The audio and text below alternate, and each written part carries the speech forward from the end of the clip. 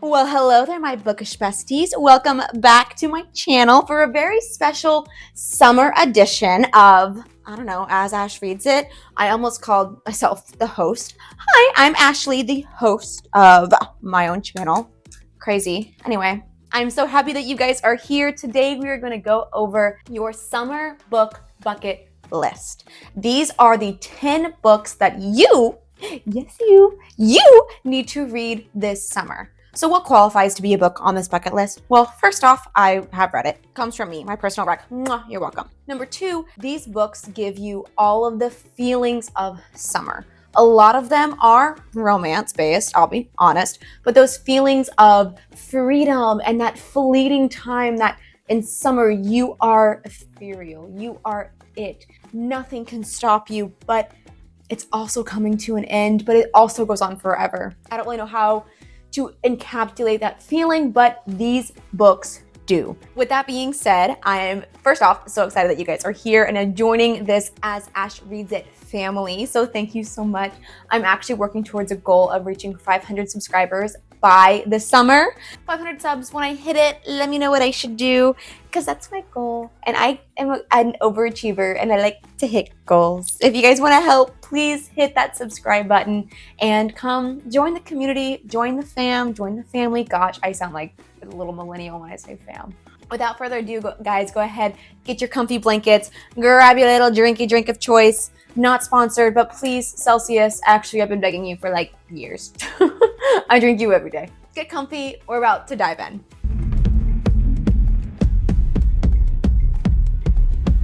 Starting off strong with your summer book bucket list, these 10 books that you should read. I am going to say no spoilers at the very top of this video, so don't worry. Come in, the water's fine. To top off this list is one of my personal favorite books just for the summer. Now, this was my very first experience reading an Abby Jimenez book, and oh my gosh, probably my favorite book of hers that I've read to this day. This caused me to go into a downward hill spiral of just reading her books and diving into her entire catalog. Now, this is the third installment of her second series, so kind of like her 6th book. Maybe don't start here, like I did. There's a lot of things that wrap up in this book that I had no idea wrapped up because I was meeting these characters for the very first time. But I digress. I laughed, I cried, I stayed up until 3 a.m. because I could not get enough of this book or these characters. I have never felt so seen in a main character. And if this book was a song, it would be The Bolter by Taylor Swift. Something that I love about Abby Jimenez's books is that they are so real. Yes, there's romances, and yes, there's lovey-dovey rom-commy moments, but there's also so many realistic things that happen in these books that just are soul-crushing and incredible to read on a page. So if you haven't given her books a chance, I highly recommend it. And this is a great one to start, or maybe end. Now, what is summer without a summer camp? More specifically, a summer camp romance, and you get that in Wildfire. Now, this is the sequel to Icebreaker, but if you have not read Icebreaker by Hannah Grace, no worries. Honestly, hot take, I think it's better. Is that a hot take? I don't really know. I just enjoyed this book a lot better than Icebreaker, though I still had a great time with Icebreaker, of course. But this book was just, she's the moment. She's the moment. And potential spoiler warning, there is no third act breakup. I love it when an author can provide a really, really great romance story that has a lot of this without crashing and burning and ending their relationship for them to get back together. I despise a third act breakup, so thank you for not delivering it in this book. So this book, It Happened One Summer, is an icon. Tessa Bailey's is one of her most, I would say, prominent novels, and in my opinion, overhyped. I'll say it. Bully me in the comments. Just please be nice. I'm delicate. Be gentle. But I think It Happened One Summer is a little overhyped. Maybe I just wasn't prepared for what I was getting into. So here, I'll prepare you. This is not like a fun, beachy, summer, Miami, Malibu vibes. This takes place in Washington. Not DC, the state. It's in a rainy, dinky little town. Yeah, keep that in mind when you're reading this book. I did not expect that. And without spoiling anything, there's one moment at the end of the book that involves a unicorn. is all I'm gonna say.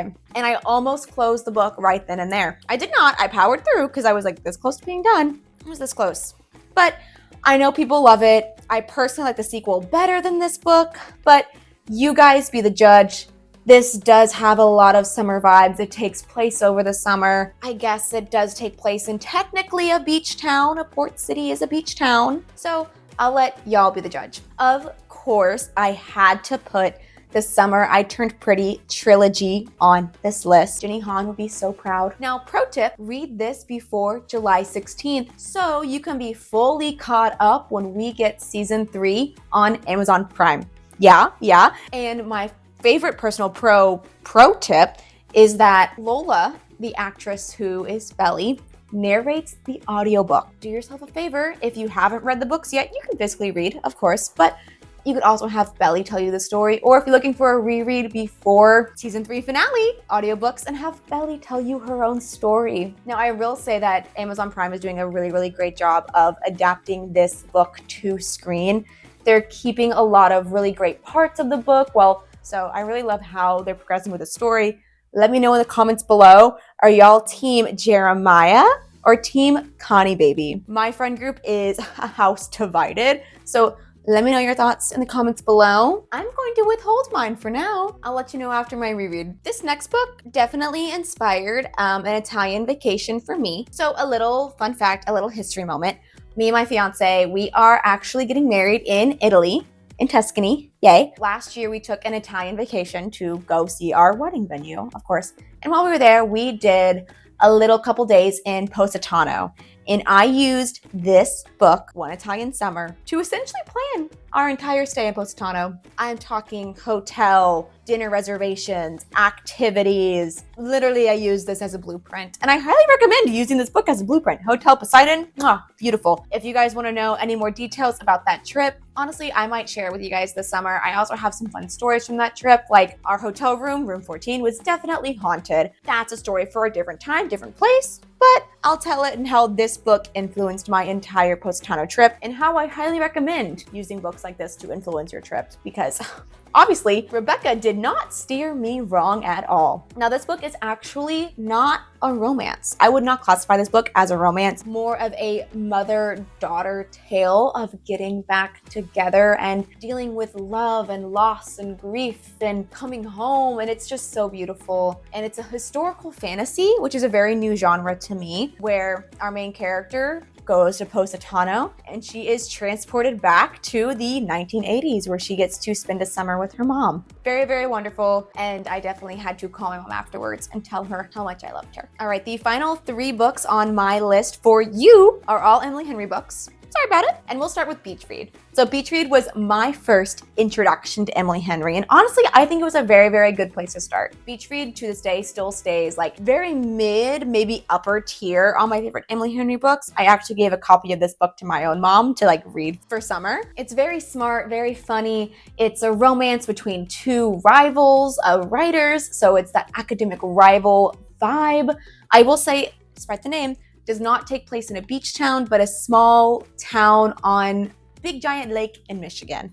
So again, rewrite the vibes a little bit in your head. That was like my only disappointing factor, but this book still gives off all of the summer vibes and is a top tier Emily Henry book in my opinion. Next, we're gonna go with Happy Place. Happy Place does take place during a summer. It's the epitome of adult friend groups. Bottom tier for me. This book is very polarizing on those who either love it or they hate it, or I would say tolerate it. If you've read this book, let me know which side you're on. I'm curious. For me, it was the ending that I couldn't grasp, but overall, it was a really, really fun read. Really, really lovable, honestly kind of gray characters because not everyone is in the right, everyone's kind of in the wrong, and that makes it a really fun and interesting read. And I will say this is probably one of the only Emily Henry books that has a really great ensemble cast. And it's not just focused on the 2 main characters, but you really get to spend a lot of time with the ensemble here. So if you love found family, Happy Place is the book for you. And it is like the friend group's final summer trip. There's fake dating involved. They go to a lake house. Like, it's a whole thing. Great summer read. Which brings me to my 10th summer book bucket list book. That's a long title for you guys, which is Friends We Meet on Vacation, which is being turned into a movie on Netflix starring Tom Blythe and Emily Bader. Literally, we are getting young President Snow and Jane from My Lady Jane in this movie.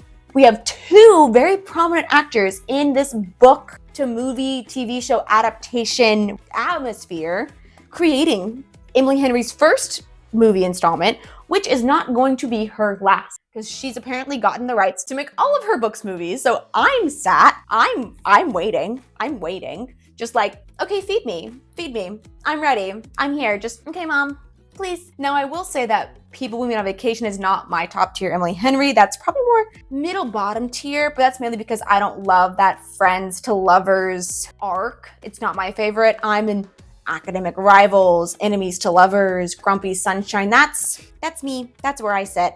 Still a really, really great read. And obviously I'm recommending it to you. It's on my list. So go ahead, read it. And that wraps up my recommendations for your summer bucket list books. Summer book bucket list, whichever way you want to say it. It's the same thing either way. Now, I wonder, Ashley, what's on your summer TBR, my summer book bucket list? Well, I am so happy that you asked. I'm starting out strong with another movie adaptation, A Summer in the City. Now, I actually know nothing about this book except that it's being made into a movie and it's Summer in the City and it's a romance. But I'm sad, I'm here, I'm ready for it. And honestly, I don't need to know more than that to get excited and dive into a book. Next, Malibu Rising. I love Taylor Jenkins Reid's books. I've gone through like Daisy Jones and the Six and Seven Husbands of Evelyn Hugo. Great reads, and I'm really excited to continue diving into this universe that she's created.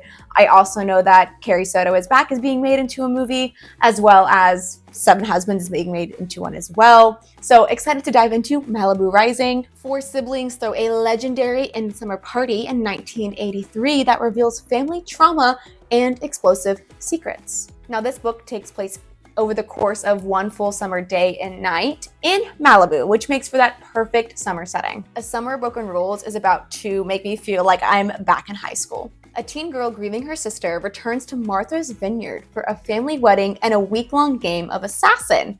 Literally channeling Assassin, at least, is channeling my inner high school. So this book apparently has all of that summer vacation energy from the summertime games, sailing, a wedding, and there's even a little summer romance. So put me back in high school for this one, which is so long ago, which is insane to think about. Anyway, another one on my TBR is Love in Other Words. Dual timelines between a childhood summer friendship turned love and their reunion years later. So this book happens in multiple timelines, but always takes place during the summer over a course of multiple years. So we have that, longing. A lot of longing is going to happen in this book. I'm a sucker for some longing, and it takes place over the summer. So obviously, it's a summer read. Every summer after, this book is a second chance romance that flips between 6 teenage summers at a lake house and one adult weekend. Think childhood friends to estranged lovers with a lot of deep emotional connections and ties. As someone who had some friends with a lake house when I was in high school, yeah, shenanigans happen at lake houses in the summer. But this book just embodies summer because it is at a lake house. So you have those dockside conversations, lake days, and those summer traditions, and a coming of age grown-up story. So very, very excited to relive my summers in Alabama. Fun fact, that's where I'm from. In case you can't tell, I have no accent. Excited to relive that in this book. And the final book on my personal TBR, in case you're curious, is The Unhoneymooners. I've had this book on my TBR for what it feels like years, actually, and I've never gotten around to reading it, and now feels like the right time. So Enemies to Lovers plus a fake honeymoon in Maui, literally the epitome of summer. All right, y'all, we are wrapped up. Get it? As I'm wrapping my drink around my head. I'm funny. It's okay to laugh. I can laugh at myself. It's kind of pathetic. So you guys can please laugh at me, laugh with me. Haha, hee hee, haha. But we are wrapped up on the summer book bucket list, your list and mine. If you guys have any other recommendations for me, let me know in the comments below. If you've read any of these books, also let me know in the comments below. We will chat, we will mingle. If you guys want to stay tuned on my real-time reading updates, you guys can find me on Goodreads, Fable, Storygraph. I'm on all of those. I'm also on Instagram and TikTok, so you guys can follow me there. Again, I'm trying to hit that 500 subscribers this summer, so hit that subscribe button, become my new book bestie. We are all in this together as one, Troy Bolton always says. I don't know about you guys, but I have been craving books that just make me feel like I'm 17 again, in a summer vacation again, because I will never be 17 on summer vacation ever again, because we're gonna be working for the rest of our lives. So in order to feel something, I wanna read books that make me feel something. And these are these books. So I hope that you've enjoyed. Please go out there, make the most of your summer, even if you're working a corporate 9-to-5 job. I hope that you'll have a great summer. And as always, happy reading wherever you're doing it this summer, in a pool, on a boat. On a boat. Please read a book on a boat this summer, guys. That should be on your bucket list too. On a lake, in your house, on a couch, on a cat. Am I Dr. Seuss? I don't even know. Happy reading, you guys, and I will see y'all next time.